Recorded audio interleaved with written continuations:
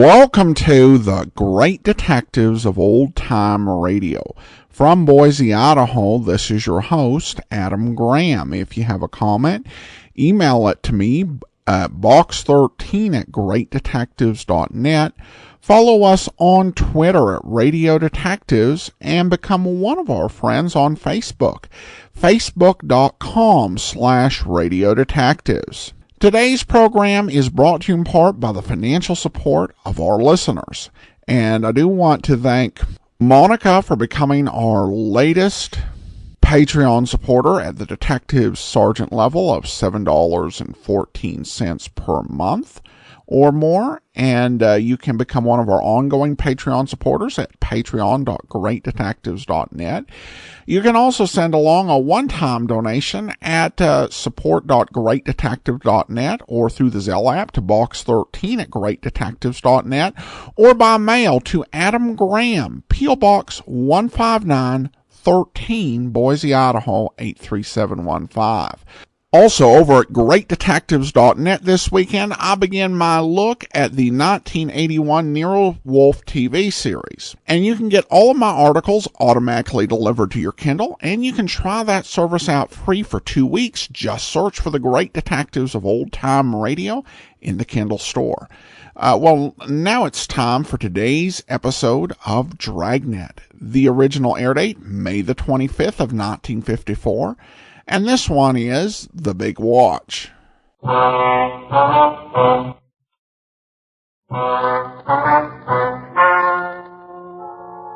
and gentlemen, the story you are about to hear is true. The names have been changed to protect the innocent. Dragnet.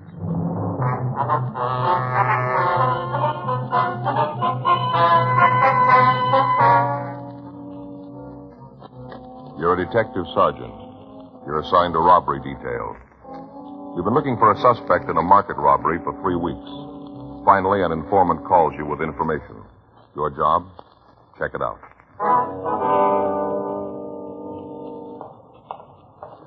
It was Tuesday, February 17th. It was cold in Los Angeles. We were working the day watch out of robbery detail. My partner's Frank Smith. The boss is Chief of Detective Thad Brown. My name's Friday. We were on our way out from the office, and it was 10:56 by the time we parked our car and got to 4278 Winona, the Balinese room. Hi, Joe, Frank. Van, how's it going? I'm walking around, about all I can expect. Sit down. Thank you. Get you anything? No, thanks. No, thanks. Just made a fresh pot of coffee in back. Like a cup? Yeah, I might go for one. How about you, Frank? Sure. I'll get it. Hey, you both take it black, don't you? That's right. Yeah, man. What was it you wanted to talk to us about? What? I say, what was it you wanted to see us about? Just a minute. I'll be right with you. Hey, you want to take one of these cups? Yeah. Here, let me give you a hand there. All right. Here you go, Frank. Thanks. What do you got for us, Van? I read in the paper a couple of weeks ago where you had a stick-up at that big market out in the valley. Is that right? Yeah. Thief made it with close to $7,000. You got anything on it? Well, what'd the guy look like? Well, the description we got was 28 to 30, 5'8", 5'10", 145 pounds, dark hair, dark eyes. Wearing a leather jacket and denim pants. It was all in the paper, Van. Well, it might fit then. All except the clothes. Huh? There's been a bohunk hanging around here the last couple of weeks. Got a roll that'd make a horse pretty sick. Yeah? The funny part is that I've seen him around here for a year, and he never had 2 dimes to rub together. All of a sudden, he turns up loaded. Popping for drinks all over the place. Loaded down with expensive watches, good clothes, everything that goes with money. What's his name, you know? Well, I don't know the whole thing. Been calling him Nick. That's all I know. He matches the description pretty close, huh? All except the clothes. Rags he's carrying now are the best. Don't look like they come from plain racks. Mm-hmm. Did you come up with any kind of a story about the money? No, I kind of hinted at it a couple of times. You know, in a joking sort of way. I didn't want to be too nosy. Yeah, I know. All he says is that he met the locksmith to Fort Knox. Passed it off as a big joke. Says he found the easy way to live. Well, might be our man. Do you have any close friends? No, Joey plays it kind of solo. He dated Madge a couple of times. Who's man? She's a waitress here. Comes in about 6. She works the tables in back. Mm-hmm. Did she tell you anything about the guy? No, I asked her, but she says they had dinner, took in a couple of clubs, then he took her home. Played it straight all evening. Mm-hmm. Kind of worried Madge for a couple of days after. Figured she was kind of slipping a little. You didn't say anything to her, huh? No kind of a tip-off. Played it real straight, like I said. Do you have a job? Well, not so as you'd notice. Doesn't seem to have any working hours. Used to walk in here at all hours. Got any other friends? No close ones. He'd buy drinks for anybody that was around when he was popping, but he never came in with nobody. He never left with anybody. You seen him around lately? No, not for a couple of days. Got any idea where he lives? No, I don't think he pads down here in the neighborhood. How about a car? No go. All the time I saw him, he rode cabs, took him here and left in them.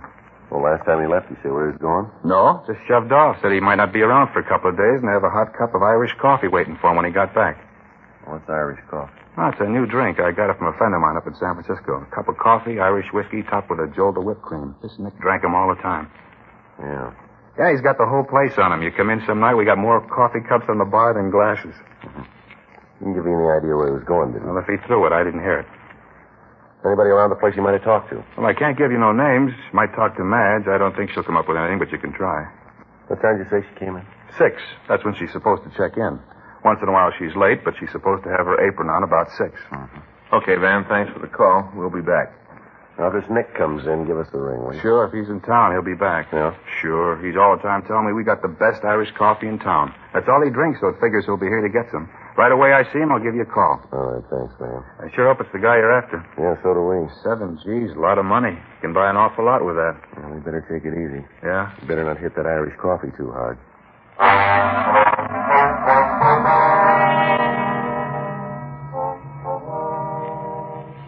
3 weeks previously, on Monday, January 19th at 9:40 a.m., a masked man had walked into a supermarket at the corner of Laurel Canyon Boulevard and Camarillo Street and held up the store for a total of $7,367. The alarm had gone out immediately, but the holdup man succeeded in getting out of the area. All routine procedure had been followed, but it resulted in no information to put us any closer to the thief. Local broadcasts and APBs had been gotten out. The description of the thief had been taken and checked through the stats office. All leads had been followed up without result. The phone call from the bartender appeared to be our first break in the case. Frank and I went back to the city hall and checked the name Nick and the description through the moniker file in R&I. There were only 4 possibles turned over to us. We showed the mugshots to the bartender, but he couldn't give us an identification. We got the home address of Madge, the cocktail waitress, and we went out to see her. Her landlady told us that she wasn't home and that when the girl had left, she said she'd go straight to work. We waited for her at the bar, but after talking to her, we had no additional information to work with. The following morning, we began to canvass the neighborhood. We talked to shopkeepers and store owners. In several clothing stores, we found clerks who thought they remembered the man, but they were unable to give us any information on him. Late that afternoon, we talked to a jeweler. We asked if he had a customer who might fit the description of the suspect. Yes, sir. Seems to me I remember a man like that. What can you tell us about him, Mr. Hobbs? Not much. Bought quite a bit of merchandise. What else do you want to know? Could you give us his name? I'm afraid not. How about receipts? Anything like that? No, sir. It was a cash sale. There's no reason to take his name. Uh-huh. Can you give us any information on him at all? Maybe if you could tell me what this is all about, I could help you out. Well, it's a police matter, Mr. Hobbs. You must understand, Sergeant, I want to do what I can, but it's rather difficult without knowing exactly what it is you're after. Well, we want to find a man. Any information you have that'll help us do that will be appreciated. I'm afraid there's nothing I can do for you. Well, how about the things he bought? You want the complete list? Yeah, how much did he buy? I'll have to look it up. Just a minute. All right, sir. Keep a record of your sales, do you? You have to for tax purposes. Just a minute. Uh-huh. I'm not certain of the date. Take a minute to find. All right, sir. Take your time. Let me see. Yeah. Here it is. Bought a gold tie bar, set of cufflinks, and a wristwatch. Can you give us the description of the goods? Plain gold tie bar, square ends. Cufflinks were plain. Sort of square design, no relief work. How about the watch? A Patek Philippe, solid gold. Anything about the watch that would make it easier to identify? No. You got a record of the case and movement number? Mm-hmm. You want that? Oh, might help. Yeah, I can get it for you. All right, fine. How'd he pay for this merchandise? In cash. Yes, sir, but what about the denominations of the bills? Would you remember what they were? No, I'm sorry, Sergeant. I can't help you there. It was a while ago, and I don't remember. Mm-hmm. Is there anything at all about the man that might help us identify him? An accent, maybe? Way walked, way dressed? No. He was well-dressed, conservative. All except the tie. That was rather jarring. What's that? He had on a dark flannel suit, button-down collar, black shoes. Mm-hmm. Everything went together except the tie. It was bright red. Mm-hmm. What about his speech? Was there anything there? Not that I remember. Nothing else about it? No, sir. Well, all right, Mr. Hobbs. I'm going to leave one of our cards with you. If you think of anything else, we'd appreciate a call. Mm-hmm. As for you, Mr. Friday? Well, either me or Frank Smith here. All right. If I think of anything. If you'll get the numbers on the watch for us, please. Oh, yeah, almost forgot. Say, there is something. Yes, sir? When he bought the new watch, he was wearing one. Uh-huh. Asked me if I'd give him anything for it. Wanted to trade it in. Yeah. I told him it wasn't worth anything to me. Suggested he try to sell it to a second-hand store. Yeah. He said he's seen the last of hock shops. Said if I didn't want to buy the watch, he'd make me a gift of it. Well, did you take it? He left it here. You still have it. I think it's still in the back. I got a box of old parts. His watch might be in there. Wonder if you'd mind checking that, sir. Yeah, just a minute. Let's see if I can find it. Mm-hmm. What do you think? I don't know. Might be something. Well, we're due for a break. Yeah. We're going to tag the office after this? Yeah, I guess so. You going to go home for dinner? No, not tonight. Fay's got the girls from the bridge club coming over. I thought I'd go by Alan Lum's, get some shrimp and lobster. You want to go with me? Where? Alan Lum's. Oh, yeah. Good lobster place. Sure, I'll go with you. Here. It is. Watch is in here now someplace. What kind of a watch is it, sir? Off-brand. Should be here someplace. But this one here. Broken, huh? Let me see. Oh, yeah. Why? Oh, nothing special. Kind of nice looking. Thought if it worked, we might be able to make a deal. If I sold you that one, I'd be in jail tomorrow, sure. Huh. Oh, wait a minute. Yeah, here. Here it is. This is it? Yes, sir. Well, now, is there anything about the watch that would make it possible to tell where it was bought? No, sir. It's a cheap brand. Most of the drugstores in town carry them. Uh-huh. What if you mind if we take it with us? We'll give you a receipt. That won't be necessary. I trust you.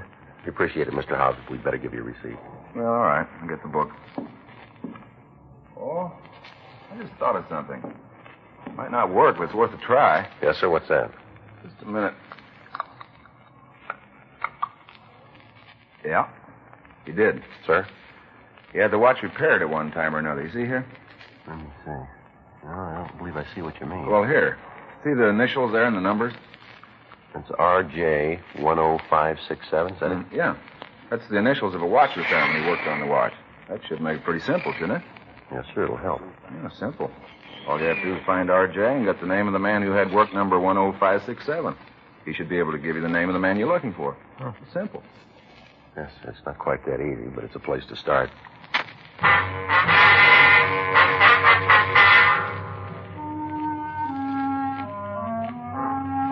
We left the jeweler and we went back to the office. We checked the phone book for a watch repairman with the possible initials of R.J. Frank got on one phone and I got on another. There was a long chance that the watch had been bought and serviced in Los Angeles. We went through the watch repair companies with the initials we were looking for, and then we started at the top of the list of jewelry concerns. I see. Uh-huh. That's right, sir. Well, thank you very much. That's all the information we have. Yes, sir. Mm-hmm. Thanks a lot. Goodbye.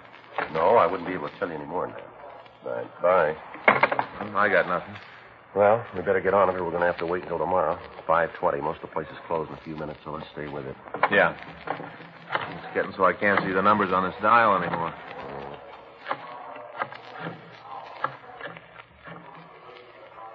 This is Sergeant Friday, Los Angeles Police Department. Hello.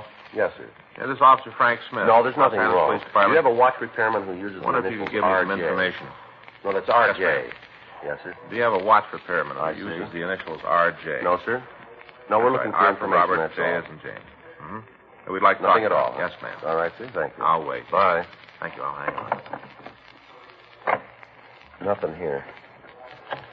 I don't know. Maybe we got a dead end. Yeah. She's gone to look here. I see. Mm-hmm. What's that? Uh-huh. Hello, this is Sergeant Wait just a Friday, minute, Los will you? Angeles Police Hey, hold it, Department. Joe. I got one. Just a minute, please. Would you hold on? Yeah, a minute, that's right. please? What'd This you is say? Frank Smith. Hang on a minute. I got one. This is Frank Smith, robbery detail? Uh-huh. Can you tell me who gave you the work number? Uh-huh. No, can you tell me who you gave the work number 10567 to? That's right. 10567. Yes, sir. I'll hang on. Got a guy now. He's checking it. Does it look good? Well, might be. Place down on 5th. West 5th. Well, I'll let this one go for a minute. Yeah. Hello, sir. Yeah, that's Yes, right, that's sir. right. Well, I'll call you back. 567. No, it's nothing important, Who? sir. Well, I may call back. I may Do you not. have an address for him? Yes, sir. Thank you very much. I see. Do you remember him at all? Mm-hmm. Well, thanks very much. We'll get in touch with you. Well, according to this guy, the watch was brought in by Mike Langley. Well, maybe we know who we're looking for now. Well, there's another problem, though. Yeah. There's no address on Langley.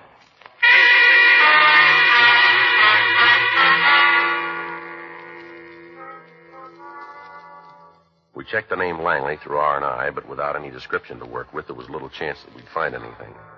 We checked the description on the arrest reports against that of our suspect, and we ruled out all the possibles that we came up with. We checked the name in the phone book, but we found no listing. We checked the city directory without result. 6:15 p.m. We got in touch with the utility companies and asked them to check their records. They told us they'd call us back by the next morning with the information. Wednesday, February 18th, 9:12 a.m. Frank and I were in the squad room. I got it. Robbery Friday. Yes, that's right. Mm-hmm. Okay. Yeah, go ahead. Mm-hmm. 2647 Gilbert. That's G as in George, I-L-B-E-R-T. Yeah. Okay. Uh-huh. Well, how long have they had that service? Uh-huh. Right, you betcha. Thanks very much. Friday. Yes, right. Thanks very much. They came up with it, huh? Yeah, looks real good here. Service started on Friday, January 16th. Yeah. 2 days before the robbery.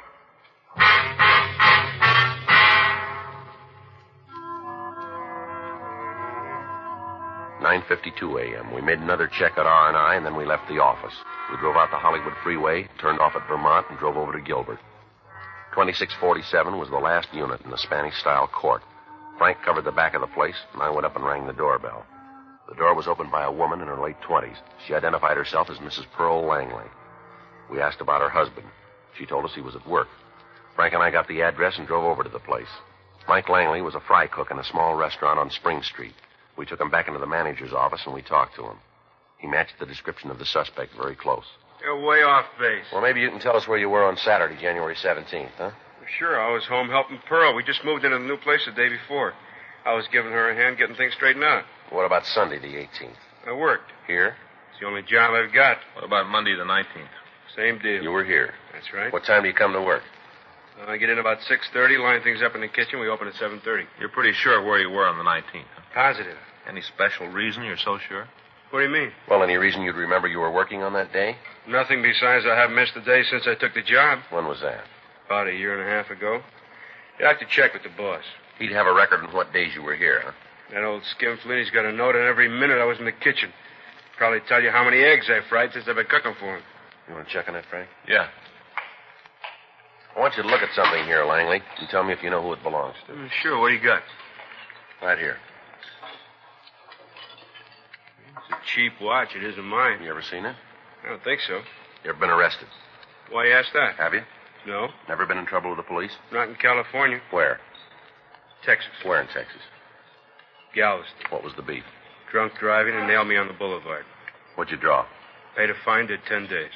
That's the only trouble you've ever had with the police? That's it. You're sure about this watch? Yeah. Never saw it before? No. Joe. Yeah. Be right back, Langley. I'd appreciate it if you could step it up. The boss is going to start docking me if I'm off much more. Yeah. What do you got? I checked with the owner. Uh-huh. Looks like we're far out on this thing. Huh? Langley was working all day the 19th.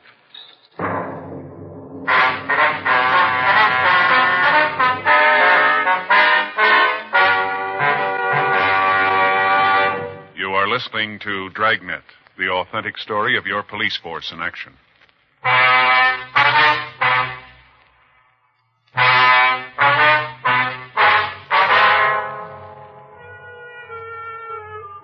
We contacted the authorities in Galveston and talked with officers Rex Torian and Reuben Guzman. They told us that Mike Langley had been arrested for drunk driving. They went on to say that he'd lived in the beach city for several years and that until his arrest, he had never been in trouble. We brought him down to the city hall and we talked to him further. The victims of the holdup were asked to a special show-up, but although they said Langley looked quite a bit like the stick-up man, they couldn't give us a positive identification. He was released from custody.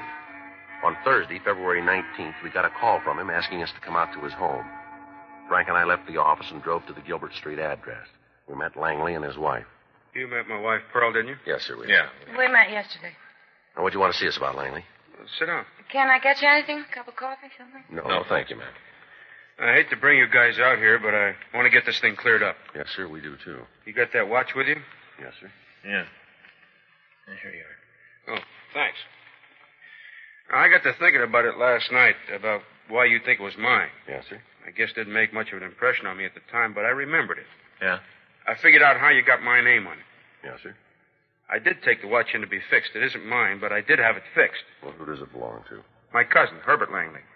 He got in some trouble, and when he was at Quentin, he sent the watch out to me to have it fixed. I guess I must have forgotten all about it. Do you know where he is now? Well, he was staying here with us. How long ago, ma'am? Oh, he got here the day after we moved into the house. That'd be Sunday. Yeah, I remember because Mike and me were trying to get the place straightened out, and Herb didn't do anything but sit around and guzzle beer. Didn't lift a hand to help. Is he here now? You mean staying here? Yes, ma'am. No, he moved out about a week ago. Did he tell you where he was going? No, just said he was tired of being a fifth wheel and left. Him and Pearl didn't get along too good. We sure didn't. One thing I don't go is a man that doesn't work. Laying around the house all day or else down at some bar, drinking all day. Mm-hmm. Do you know what he was in jail for? Herb kept telling us it was a bad beef. They didn't have anything to do with it. What was it charged, do you know? Robbery. Where was that? Up north, was it San Rafael, wasn't it, honey? A real bum. Wish you wouldn't say that, Pearl. Why not? True. You just didn't understand him. No, and I didn't want to. I don't like him. Never did. All the time laying around, giving orders, wanted to be waited on, hand and foot. Always asking for something. Him and that lousy coffee. That was the end when he started asking for that Irish coffee. What do you mean? Oh, coffee, Irish whiskey, and whipped cream. Something he heard about someplace. Do you know where he is now? No. How about you, sir? Well, I haven't got the address, but he did say something about going back to see Mother. Where would that be? Texas. He wasn't sure. He just said he was thinking about it, though. Uh-huh. Did he say when he was coming back? No. Him and Pearl had a beef before he left. Yeah. Packed a bag, said he'd never be back.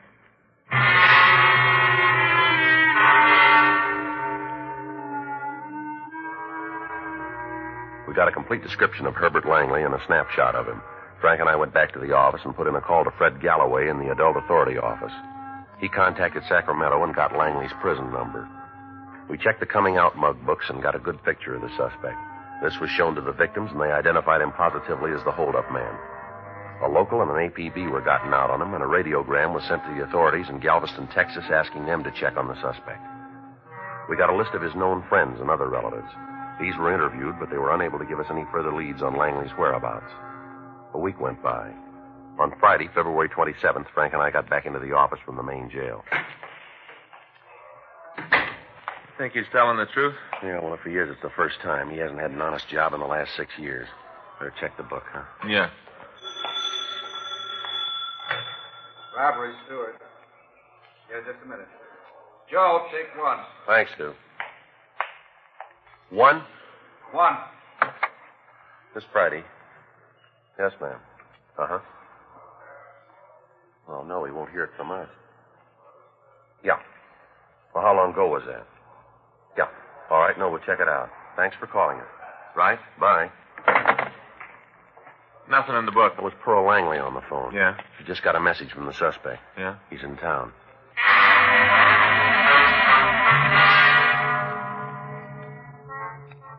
Frank and I, along with Stewart, Creasy, Stromwell, and Stoner, checked out of the office and went over to the bar on Winona Street. Mrs. Langley had told me on the phone that her brother-in-law had sent a telegram to the house asking that her husband meet him there after work. When we got to the place, the suspect wasn't there. Stewart and Creasy covered the front of the bar while Stromwell and Stoner staked out on the alley at the back of the place. Frank and I went inside and talked to the bartender, Van Gordon. Hi, Joel, Frank. Van? How's it going? You seen the fella Nick that you told us about? No, not since I talked to you. If you'd been in, I'd sure given you a call. Why? Well, we got word he's in town. Supposed to show up here. How heavy is he? Well, we don't know for sure. You found out who he is yet? Yeah, we made him for a Herbert Langley. You got him for the market job? Victims say he's the man, yeah. Uh-huh. Well, when did he say he was going to be here? Oh, the way we got it, sometime this afternoon. Uh-huh. Say, you going to take him here? Then try. Well, do me a favor, will you? Try to. What's that? Well, if there's a beef, will you try and steer him outside before it gets spat out? I don't want the place broken I up. will do what we can. We get you anything while you're waiting? How about some coffee? Yeah, I think there's some left. I don't know how good it is. Well, as long as it's hot and black. Well, I'll get a couple of cups. You want to drink it here at the bar? No, we'll take it in one of the booths. Okay. Hey, you'll remember, huh? What's that? I'll try to steer him outside. Yeah, Van. Frank and I sat down in the booth and we waited. 2:30 p.m. 3. No sign of Langley. 3:30. Several people came in and sat down at the bar. The bartender tried to get him out of the place as soon as he could. In the event there was any trouble, we didn't want anyone to get hurt. 4 o'clock. 4:15.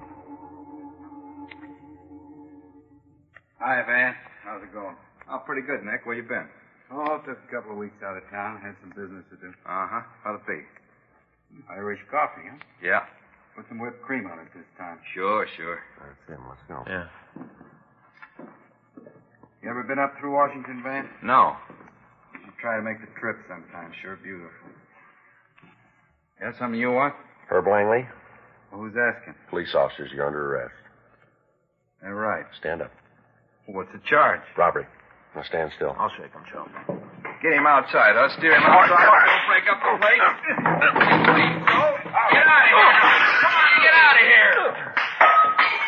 All right, come on. Get up. Want a cup? Yeah. Oh, look at this place. Just look at it. It's going to take me a couple of weeks to open it up again. Oh, sorry about it, Van. Oh, this isn't going to do much good where the place is smashed up. Who's going to pay for it? Who's going to make it right? I wouldn't know. See, I asked you to steer him outside. Steer him outside. Well, he didn't give us much choice. Huh? This is the way he wanted it. Nice to say, but who's going to pay for it? Well, it wouldn't do much good if I told you. Huh? He's got another bill to pay first.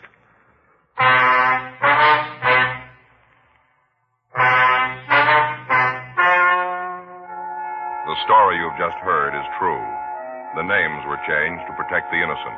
On July 13th, trial was held in Department 92, Superior Court of the State of California, in and for the County of Los Angeles.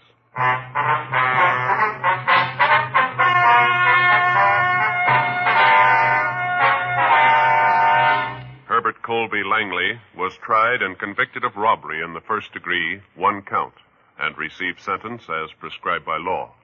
Robbery in the first degree is punishable by imprisonment in the state penitentiary for a period of not less than 5 years. You have just heard Dragnet, the authentic story of your police force in action, and starring Jack Webb, a presentation of the United States Armed Forces Radio Service.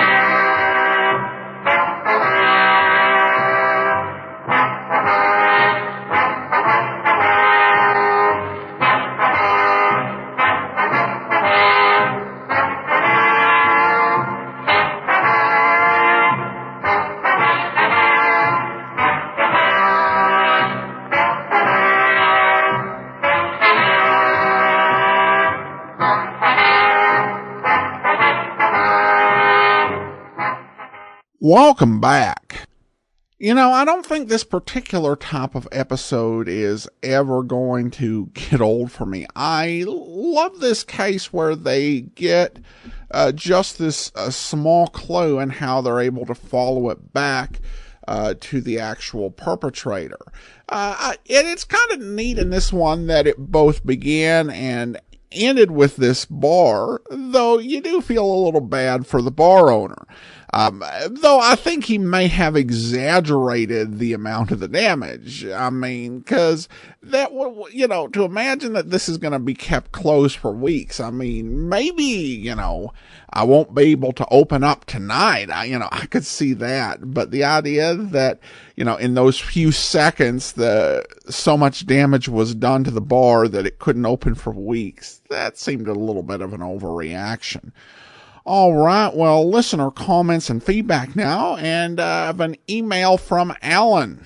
Alan has been listening to the podcast for quite some time, going through on the app and getting caught up on all the episodes that we've done over the past 10 years.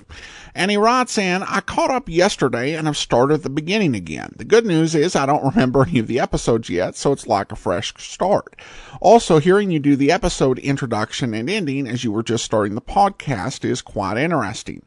I heard you read a listener's comment recently regarding the skip back back/ahead feature of the app.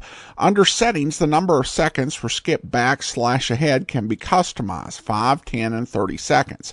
Glad I found this because I also didn't like the 5-second default setting. Your listeners who use the app will also find several other features under settings which they may find helpful. Well, thanks you so much for the tip, Alan. I definitely appreciate it, and congratulations on getting caught up and getting started over again. Well, that will actually be all for today. Join us back here tomorrow, Public Domain Video Theater, and an episode of Dragnet.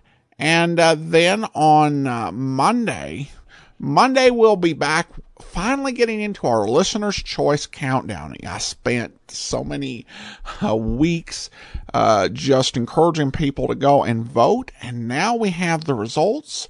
And we start to count down, and I'll have all the details on how that'll work on Monday. I can't wait to get started, and I hope you're just as eager to hear what happens. In the meantime, send your comments to box13@greatdetectives.net. Follow us on Twitter at Radio Detectives, and become one of our friends on Facebook. Facebook.com/Radio Detectives. From Boise, Idaho, this is your host, Adam Graham, signing off.